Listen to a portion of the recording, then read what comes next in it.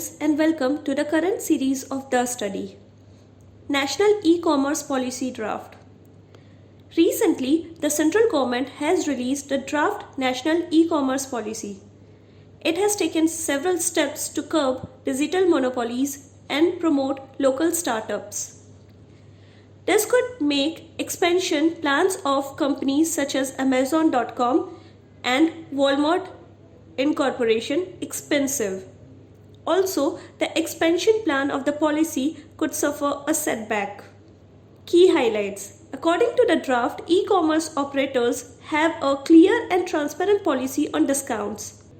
The product supplier will have to explain the basis of funding from the same platform for the discount rates. It is also a matter of concern that what will happen if the vendors or sellers are included in the discount scheme and what if not. This draft policy states that data sharing will be encouraged for industrial development and it will also provide a sharing mechanism for regulating data. The government will formulate principles for using data for any e-commerce industry, consumer protection, economic security, national security, and law enforcement. In this sequence, e-commerce codes will be developed. All e-commerce websites, apps are available for downloading in India to have a registered business entity, and non-compliant e-commerce app or website to be denied access here.